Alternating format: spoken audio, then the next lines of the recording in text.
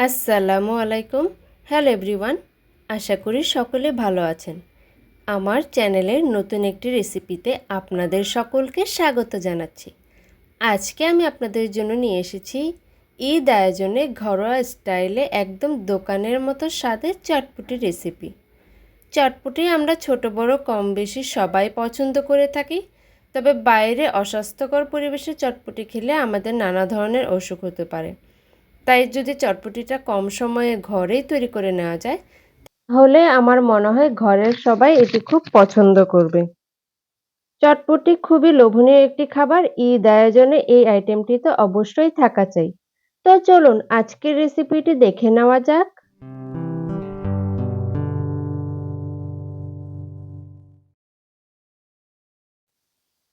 চটপটি তৈরি করার জন্য প্রথমে আমি একটা পরিষ্কার পাত্রে নিয়ে নিয়েছি ১ কাপ পরিমাণ চটপটির ডাবলি। এটিকে আমি সারারাত পানিতে ভিজিয়ে রেখেছিলাম। সারারাত পানিতে ভিজিয়ে রাখতে না পারলে অন্তত ৪ থেকে ৫ ঘন্টা গরম পানিতে ভিজিয়ে রাখবেন। তবে ভালো হয় যদি চটপটির ডালটিকে সারারাত পানিতে ভিজিয়ে রাখতে পারেন। দেখতেই পাচ্ছেন মাত্র ১ কাপ ডাবলি সারারাত ভিজিয়ে রাখার ফলে ফুলে কেমন ডাবল হয়ে গিয়েছে। এখন আমি এগুলোকে পরিষ্কার পানি দিয়ে ভালোভাবে ধুয়ে নিচ্ছি। এখন আমি এই ডাবলিগুলোকে সেদ্ধ করে নেব। আমি এখানে প্রেসার কুকারে ডাবলিগুলোকে সেদ্ধ করে নিচ্ছি। আপনারা চাইলে নরমাল চুলাতেও একটা পাতিলে সেদ্ধ করে নিতে পারেন। এ পর্যায়ে আমি ডাবলিগুলোতে দিয়ে দিচ্ছি ১ চা চামচের মতো লবণ এবং ১ চা চামচের মতো রাঁধুনি রেডি মিক্স চটপটির মসলা। আপনারা চাইলে এখানে ঘরে তৈরি চটপটির মসলাও ব্যবহার করতে পারেন। এখন আমি সবগুলোকে একটা চামচের সাহায্যে ভালোভাবে নেড়েচেড়ে মিশিয়ে নিচ্ছি। এই পর্যায়ে আমি সেদ্ধ হবার জন্য পরিমাণ মতো পানি দিয়ে দিচ্ছি। আপনারা আপনাদের পরিমাণ মতো পানি দিয়ে দিবেন। দেখতেই পাচ্ছেন মাত্র ১০ থেকে ১৫ মিনিটে আমার ডাবলিগুলো সেদ্ধ হয়ে গিয়েছে। এখন এখানে দেখা যাচ্ছে উপরে খোসা ভেসে উঠেছে। এই খোসাগুলোর ভিতরে কিন্তু কোনো ডাবলি নেই, তাই এই খোসাগুলোকে আমি বেছে বেছে ফেলে দিচ্ছি। আপনারাও চেষ্টা করবেন এই খোসাগুলো বেছে ফেলে দেওয়ার জন্য, তাহলে চটপটিটা খেতে ভালো লাগবে। নতুবা চটপটিটা খেতে তেমন একটা ভালো লাগবে না যদি খোসাগুলো থেকে যায়। এই পর্যায়ে আমি চটপটি তেঁতুলের টকটা তৈরি করার জন্য এখানে নিয়ে নিয়েছি বাজার থেকে কিনে আনা মিষ্টি তেঁতুল। আমি এখান থেকে একটা বাটিতে প্রায় ৫ থেকে ৬ টা তেঁতুল ভেঙে নেব। আপনারা আপনাদের পরিমাণ মতো নিয়ে নেবেন, ঠিক যতটা তেঁতুলের টক বানাতে চান সেই অনুযায়ী। আজকের চটপটির জন্য আমি এখানে ৫ থেকে ৬ টা লম্বা তেঁতুল নিয়ে নিয়েছি। এবার এই তেঁতুলগুলোকে আমি পরিমাণ মতো পানি দিয়ে প্রায় আধা ঘন্টার মতো ভিজিয়ে রাখবো। আধা ঘন্টা পানিতে ভিজিয়ে রাখার ফলে তেঁতুল থেকে তেঁতুলের পিউরিটা বের করে নেওয়া খুব সহজ হয়ে যাবে, দেখতে পাবেন। আমি তেঁতুলগুলোকে ভালোভাবে পানির সাথে ডলে দিচ্ছি যাতে খুব সহজেই ভিজে যায়। চটপটি একটি অত্যন্ত লোভনীয় খাবার। বুড়ো থেকে বাচ্চা সবাই এটি খুব পছন্দ করে থাকে। তবে এই চটপটিটি তৈরি করা অনেক সহজ। যদি আপনি এই রেসিপিটি ফলো করে একবার তৈরি করতে পারেন, দেখবেন খুবই সহজ। দেখতেই পাচ্ছেন আধা ঘন্টা পর আমার তেঁতুল থেকে তেঁতুলের পিউরিটা বের হয়ে গিয়েছে। এখন আমি এই তেঁতুলের অবশিষ্ট অংশগুলোকে বেছে বেছে ফেলে দেব। আমি হাতের সাহায্যে এভাবে চিপে চিপে তেঁতুলের অবশিষ্ট অংশ বা ছাবাগুলোকে ফেলে দিচ্ছি। আপনারা চাইলে একটি ছাঁকনির সাহায্যে ছেঁকে তেঁতুলের পিউরিটা আলাদা করে নিতে পারেন এবং ছাবা বা অতিরিক্ত অংশটাকে ফেলে দিতে পারেন। আমি একটু সময় নিয়ে হাত দিয়ে চেপে চেপে এইভাবে তেঁতুলের ছাবা ও বিচিটা ছেঁকে নিচ্ছি। আপনারা চাইলে ছাঁকনির সাহায্যে এই কাজটা করে নিতে পারেন। দেখতেই পাচ্ছেন আমার তেঁতুলের পিউরিটা কতটা ঘন হয়েছে এবং কতটা পিউরি বের হয়েছে মাত্র ৪ থেকে ৫ টি তেঁতুল থেকে।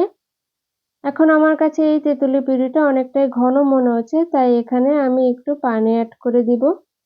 পানি এড করে দিয়ে আমি একটা চামচের সাহায্যে ভালোভাবে নেড়েচেড়ে পিউরিটাকে তৈরি করে নিচ্ছি। এই পর্যায়ে আমার কাছে তেঁতুলের পিউরির ঘনত্বটা সঠিক মনে হয়েছে। এখন আমি এখানে দিয়ে দিচ্ছি ১ টেবিল চামচ পরিমাণ চিনি। এরপর আমি এখানে দিয়ে দিচ্ছি ১/২ চা চামচ পরিমাণ সাদা লবণ এবং ১/২ চা চামচ পরিমাণ বিট লবণ। এরপর আমি এখানে দিয়ে দিচ্ছি চটপটি মসলা ১ চা চামচ পরিমাণ, ১ চা চামচ পরিমাণ শুকনো মরিচ গুঁড়া, ১ চা চামচ পরিমাণ কাঁচা মরিচ কুচি, ১ চা চামচ পরিমাণ ভাজা জিরে গুঁড়া এবং আমি এখানে দিয়ে দিচ্ছি ১ টেবিল চামচ পরিমাণ লেবুর রস। এই সবগুলো উপকরণকে এখন আমি একটা ভালো চামচের সাহায্যে ভালোভাবে নেড়ে মিশিয়ে নেব। ভালোভাবে নেড়ে মিশিয়ে নিলে আমার তেঁতুলের পিউরিটা তৈরি হয়ে যাবে। আমি তেঁতুলের পিউরিটা এরকম ঘনত্বেই খেতে চাই। তবে যদি আপনারা আরেকটু পাতলা করতে চান তাহলে এখানে আরেকটু পানি এড করে নিবেন। ভালোভাবে মিশিয়ে নেওয়া হয়ে গেলে আমি লবণটা একবার চেক করে নিব। এরপর আমি চটপটির ডালটাকে তৈরি করে নেব। এখানে আমি সেদ্ধ করে রাখা চটপটির ডালটা একটা বোলে নিয়ে নিচ্ছি এবং এখানে দিয়ে দিচ্ছি ১ চা চামচের মতো চটপটির মসলা। এরপর এখানে আমি আরো কিছু উপকরণ নিয়েছি পেঁয়াজ কুচি, কাঁচামরিচ কুচি, ডিম সেদ্ধ, ধনেপাতা কুচি এবং শসা কুচি। এ পর্যায়ে আমি এখানে দিয়ে দিচ্ছি পেঁয়াজ কুচি। পেঁয়াজ কুচি দিয়ে দেবার পর আমি এখানে দিয়ে দিচ্ছি কাঁচামরিচ কুচি। ঝালের পরিমাণটা আপনারা আপনাদের স্বাদ অনুযায়ী দিবেন। এ পর্যায়ে আমি এখানে দিয়ে দিচ্ছি শসা কুচি। শসা কুচি দিয়ে দেওয়া হয়ে গেলে এ পর্যায়ে আমি এখানে দিয়ে দিব ধনেপাতা কুচি। এর জন্য কিন্তু চটপটিতে একটা আলাদা রকমের ঘ্রাণ আসবে। এ পর্যায়ে আমি এখানে দিয়ে দিচ্ছি সামান্য পরিমাণে বিট লবণ। এখন আমি সেদ্ধ ডিমটাকে একটা গ্রেটারের সাহায্যে এইভাবে গ্রেট করে উপর দিয়ে দিব। দেখতেই পাচ্ছেন কতটা লোভনীয় হয়েছে আমার আজকের এই চটপটিটি। আপনারাও চাইলে এইভাবে একই রেসিপি ফলো করে বাসায় ট্রাই করে দেখতে পারেন। দেখবেন একদম দোকানের স্বাদকেও হার মানাবে আপনার এই চটপটি। আমার আজকের এই চটপটির রেসিপিটি ফলো করে যদি তৈরি করে থাকেন বাসায় তাহলে দেখবেন সবাই আপনার চটপটির ফ্যান হয়ে যাবে। একদম শেষে আমি এখানে দিয়ে দিচ্ছি সেই তৈরি করে রাখা তেঁতুলের টক। তেঁতুলের টকটা দিয়ে দেবার পর এখন আমি এখানে দিয়ে দিব ফুচকা। এখানে আমি বাজার থেকে কিনে আনা রেডিমেড প্যাকেটের ফুচকাটা তেলে ভেজে নিয়েছি। এখন আমি এই ফুচকাগুলোকে হাতের সাহায্যে ঘুরিয়ে ছোট ছোট টুকরো করে চটপটির উপর দিয়ে ছিটিয়ে দিচ্ছি।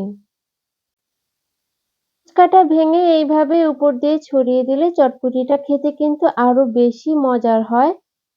তাই আপনারাও চেষ্টা করবেন এইভাবে চটপটিটা রেডি করে নিতে।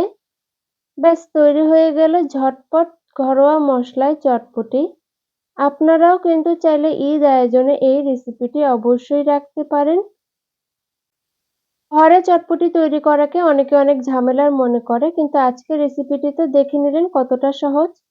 রেসিপিটি ভালো লাগলে অবশ্যই আমার চ্যানেলটিতে একটা লাইক দিয়ে দিবেন এবং আমার চ্যানেলের পাশেই থাকবেন। সবাই ভালো থাকবেন, সুস্থ থাকবেন। আল্লাহ হাফেজ।